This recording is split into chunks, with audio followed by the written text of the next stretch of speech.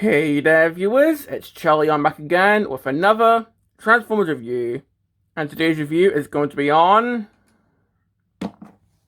Studio Series Cliffjumper. Now, Cliffjumper did make a small appearance in the Bumblebee film where, well, spoilers if you haven't seen it, he dies. And I think that's what led to the Cliffjumper dies all the time meme. Even though he's only died like what, 3 times in this film, in Prime, and in the old IDW comics at the very end, if I remember correctly. Hell, he's pretty much replaced Bumblebee in the Skybound series, so.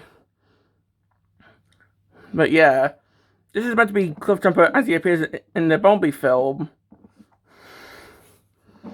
And honestly, I kind of like how this looks. So, taking a quick look at the packaging. Of course, we've got the older style Studio Series packaging.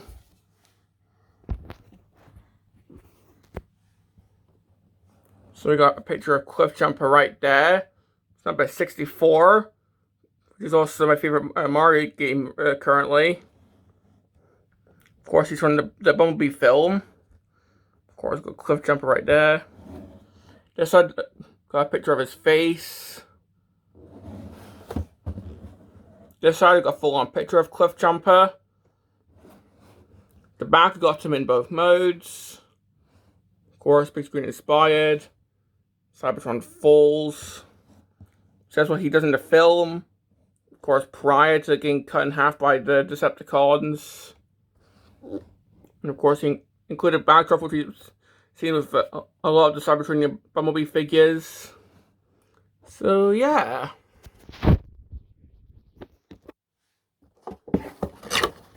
So looking at the backdrop, of course we've got the plastic, which they don't really do now.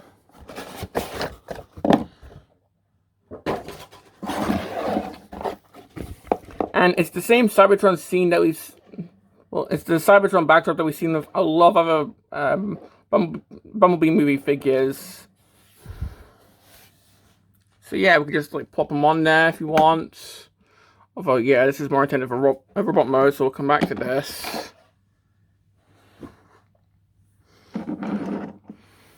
And, well, looking at the figure, it's a Cybertronian car.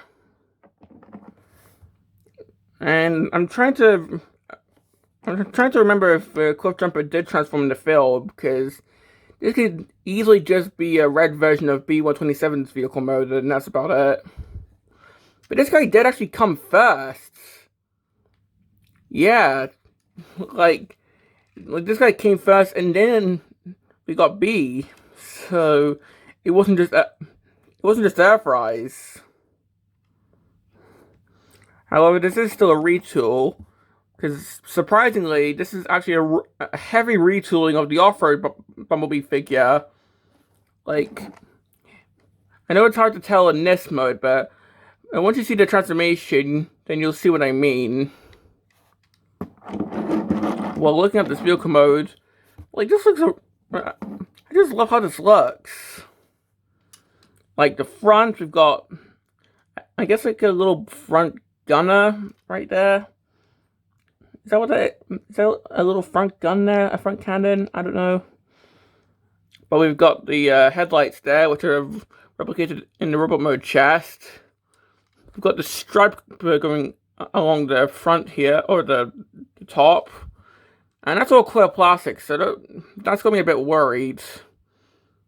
Especially because I did recently break my Legacy Knockout with the clear plastic, so currently clear plastic has to be a bit worried. In fact, I think the stress mark is starting to form there, so I'm going to have to be extra careful. But we can see the side. Got a bit of detailing right there. The wheels look really good. Got a bit of red paint on there.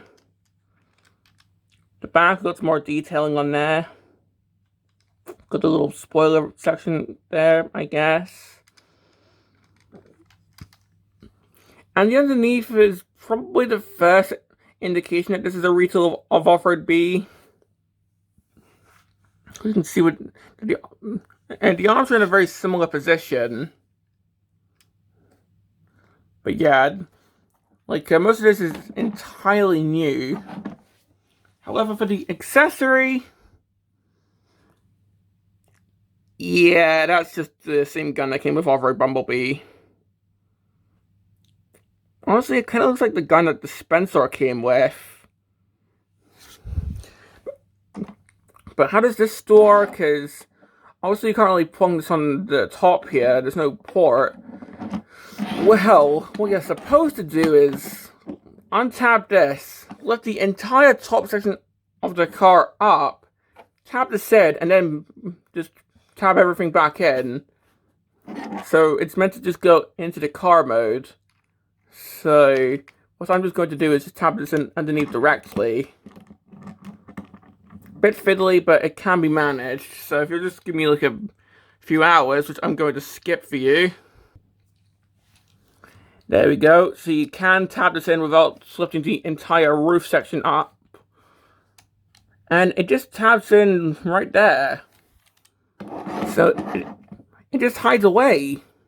Because like on Off-Road B, it plugs onto the back. Well, right now, I was thinking of a different figure. With Off-Road B, it also plugs in underneath, but it's underneath the actual vehicle. It doesn't actually go into the vehicle. So this is actually quite clever weapon storage. I kind of like this.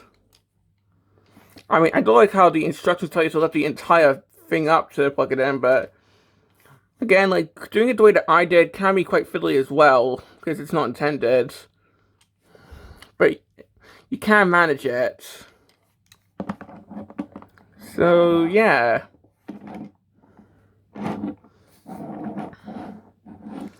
Now, how does he look next to Off-Road Bumblebee? Well, in my case, I've got Nest Bumblebee, but it's pretty much the same figure.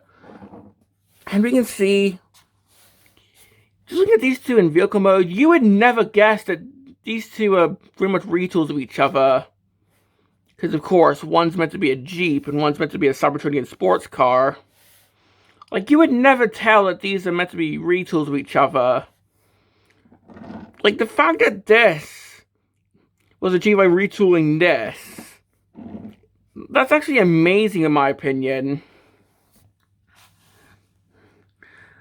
And honestly, like, redecos are cool, but it's honestly just a figure in new colors. Like, the Seekers are definitely cool, but if they take, like, for example, Cyberd and redeco into Shadow Strike, I mean, they did that in the opposite way, but, like, that's cool, but honestly, these heavy retools are where it's at for me, because you can get something like this, or take, like, one obscure character, such as G-Axis, and retooling it into another Vector Prime. So, yeah, these heavy retools are just really cool.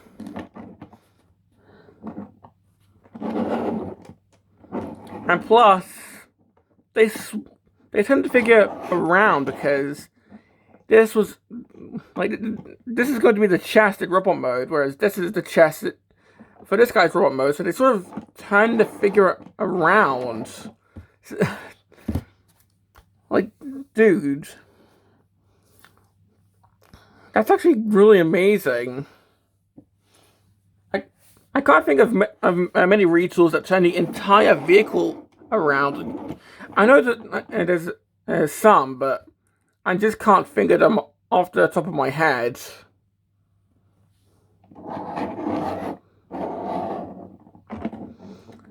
So yeah, that's honestly amazing.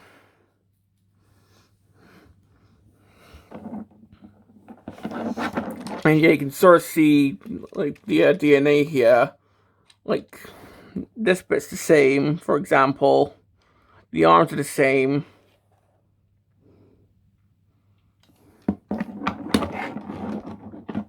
And honestly, what about the transformation?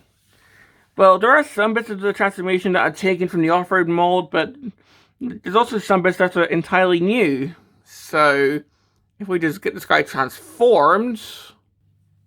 So, getting this guy transformed, Well, I'm just going to start by untapping the front here. So we can actually get this untapped. There we go. And then we can just lift the roof up. Untap this from the back.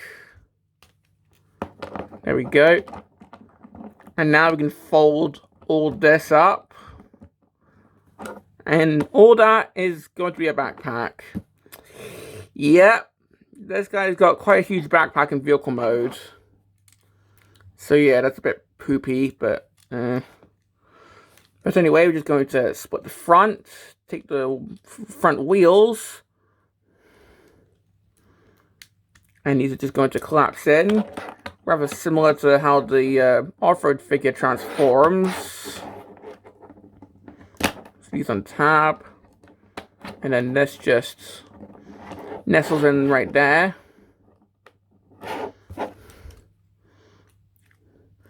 Front moves down and these form legs.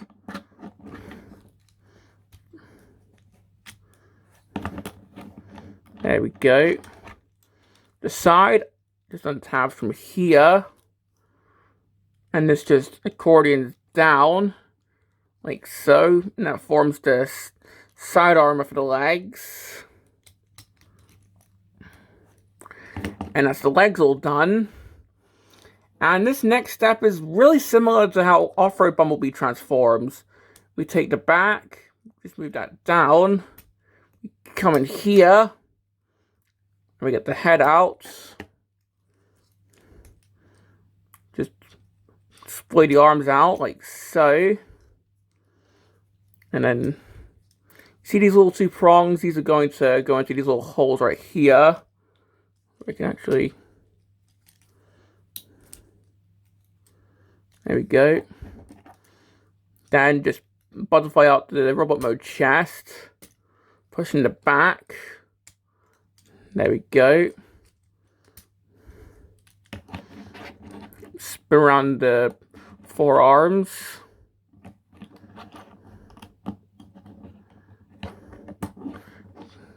Just get the legs fully tabbed in. And here we have Cliffjumper in robot mode. And yeah, I think the transformation just proves that this is a retool of Off-Road B. But still, like, the fact that they got this from this guy is amazing. And you saw the back on this guy is pretty much the front on Off-Road Bumblebee, because the back forms the chest. So, having a 360 of this guy, we can see the huge backpack, which is meant to be the roof of the car. And I'm still kind of worried because this is all clear plastic, so I have to be careful in transforming this guy so this doesn't break.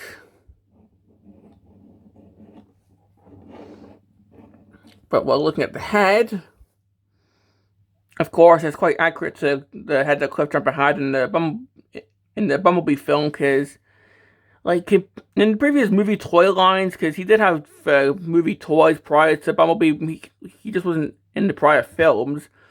Like, he was just a red Bumblebee, and that was it. But in this film, he actually had a unique head design, which was pretty much a movie-fied version of his G1 head. And I quite like it. Like, he's got the horns right there, kind of. So, yeah. Honestly, glad that they didn't do the Red Bumblebee approach. Kind of makes me wonder what they'll do for Cliffjumper in Transformers 1, because, like, he's pretty much confirmed to be in the film, because, like, there is a scene in the Icon 5000 where his name does appear, so I think it's safe to assume that Cliffjumper is going to be in Transformers 1. So,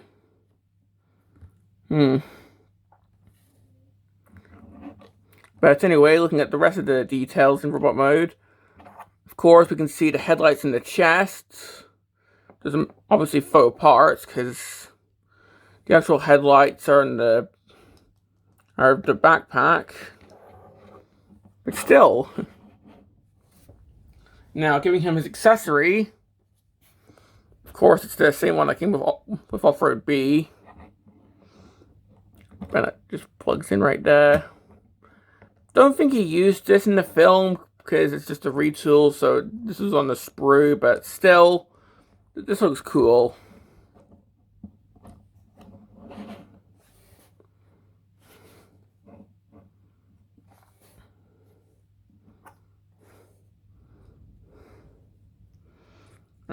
And the silver paint there looks quite nice, honestly, and I don't think Nesby had any. No, he didn't.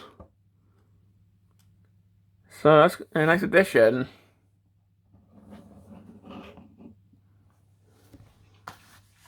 Now, one interesting thing is you can see that hanging between his legs quite awkwardly. That's the clip that that's on Off-Road B would hold the butt flap thing for the stand ports. On this mold, it's not there anymore. I think it's because they moved the stand port somewhere else, so they just decided to take the little flap thing off, but they left the clips there for some reason. It's kind of like how with Legacy Vector Prime, I think it still has the clips on the legs that had the tail fins on Jaxus. It's really similar to that, honestly. It's just to remind you of what this figure used to be. Speaking of which, let's look at these two together so you can see how much retooling they did. And, well, the legs are entirely different. Like, just look at how different the legs are. Like, they transform the same way, but they look entirely different. The backpack is entirely different. The wheels here are entirely different. I think the only things that are the same are the thighs and the shoulders and arms. I think those are the only things that are the same here. Yeah, the arms are the same, the shoulders are the same. I think the thighs are the same as well. Those are the only things that they kept the same in this figure. Everything else, entirely new. The heads are new, the chest is new, the thing behind the chest is new, the wheels are new, the legs are new. Because this is one of the heaviest cases of retooling I have ever seen. Like, this changes the transformation as well. Like, oh my god. Like, there are still some bits of transformation you have to shed, like how the wheels transform, how the chest transforms, but they form entirely different vehicles as well. And honestly, I think I kind of prefer Cliffjumper, honestly. Like, do not get me wrong, I still love this figure, and I think a lot of people like this guy as well, but apart from the clear plastic, which horrifies me, I'm just kind of preferring this guy. Maybe I'm biased because I love Cliffjumper, but still. Maybe just because I've got the Nest version of this guy and he's in this bland grey color scheme. Maybe if I got the actual off-road version, then who knows? But still.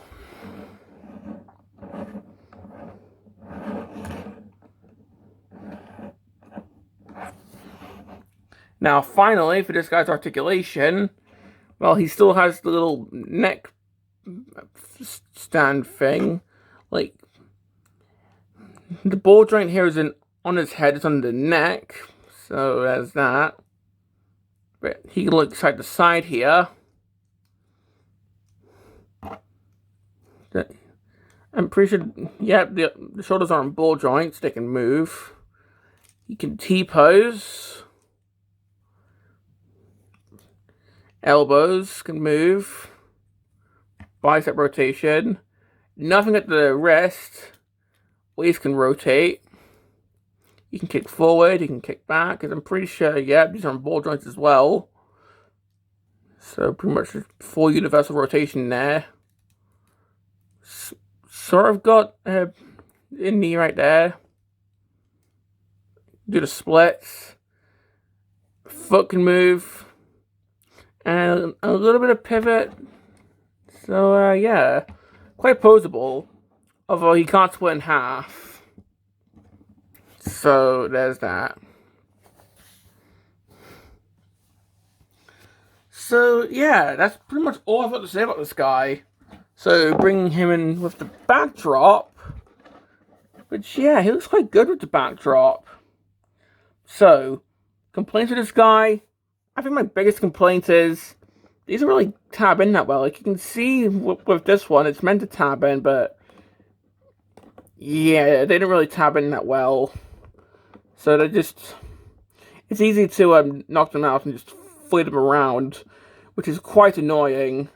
So that's my biggest complaint with this figure. The side tab, or the side bits do not tab in that well. Other complaints, definitely the backpack, just how big it is, and the fact that it's clear plastic, so if you're not careful, it could break, so just be careful. And also, like, this is more the instructions, but when I first transformed this guy, I was kind of confused. Like, I was trying to tab in the shoulders before tapping in the rest of the top bit, but apparently that's not what you're meant to do. And honestly, I blame the instructions because they weren't really that clear.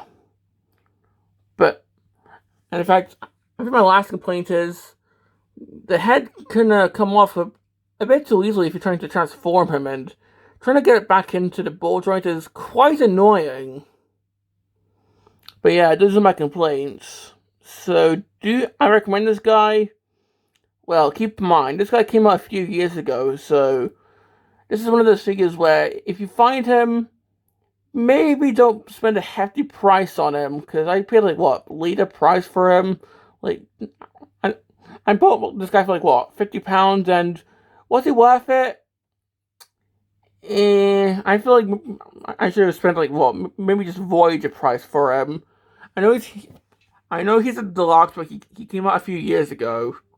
So, of course, figures are meant to go up, and it's expected for figures to go up in price as they get older.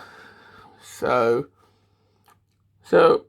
I feel like I maybe overpaid a little bit, but still, I quite like this figure. So do I recommend him? Well, if you can find it for a good price, then yeah. Or if you don't like Cliffjumper, then, well, you can just get the B127 figure instead.